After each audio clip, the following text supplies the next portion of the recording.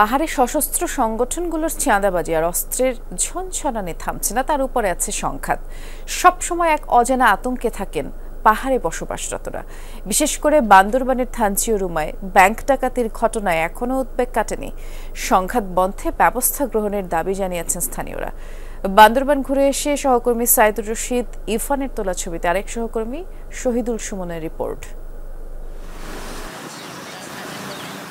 আধিপত্যের লড়াই ছাড়াও পাহাড়ে খুন, গুম, অপহরণ, চাঁদাবাজির সাথে জড়িত বেশ কয়েকটি সশস্ত্র গোষ্ঠী।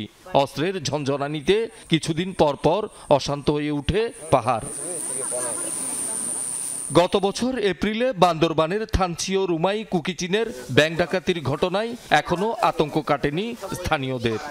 ব্যাংকের ডাকাতি হয়েছে, সুস্থভাবে আমরা জীবনযাপন করতে পারতেছি না, খাইতে পারতেছি না। পাহাড়ের যে সমস্যাগুলো, এটি থেকে আমরা কিভাবে মুক্তি পাবো? কিছু কিছু সন্ত্রাসীর জন্য কত হাজার হাজার মানুষ কষ্ট পাচ্ছি আমরা এখানে। হয়তো সন্ত্রাসী দমন করা অবশ্যই দরকার। আমরা এখানে যারা গাইড আছে, বুট আছি, আমরা সবাইকে একভূত হয়ে আমাদের এখানে পর্যটক আসার মতো আমরা এভাবে কিছু ব্যবস্থা চাই।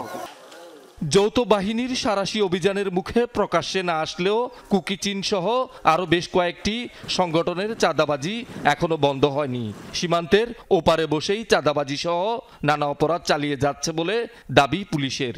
এরা বান্দরবন অথবা চিটাগাং এই এলাকা থেকে তারা ফোন করে তাদের কাছে চাঁদা চায়। যারা এটা মোবাইল ফোনে করছে, আমরা সেটাও দেখেছি যে তারা যে ধরনের মোবাইল সিম ব্যবহার করছে, প্রকৃতপক্ষে তাদের এদের নিজস্ব কোনো এনআইডি না, অন্য নামে ব্যবহার করে এটা করছে। চাঁদাবাজি যারা করে তাদের সামাজিকভাবে কি বলে যে তাদেরকে বয়কট করেছি।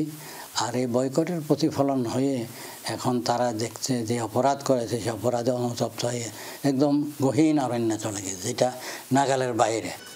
কুকিচিন বা কেএনএফ ছাড়া পাহাড়ে সক্রিয় আরও একাধিক আঞ্চলিক সংগঠন। নিরাপত্তা বৃদ্ধির পাশাপাশি সংঘাত আর অপরাধে জড়িতদের চিহ্নিত করে ব্যবস্থা নেওয়ার দাবি পাহাড়ে বসবাসকারীদের। প্রত্যেক বছর পাহাড়ে প্রায় 1000 কোটি টাকার মতো চাঁদাবাজি হয়ে থাকে। এই চাঁদাবাজি অনেকটা কি হয়, গুম করে নিয়ে যাওয়া হয়। সন্ত্রাসী সে যে জাতের হোক, যে ধর্মের, যে বর্ণের হোক, তার বাংলাদেশের প্রচলিত আইনে এদের ব্যবস্থা নেওয়া হোক। শহীদুল সুমন, যমুনা নিউজ, বান্দরবান।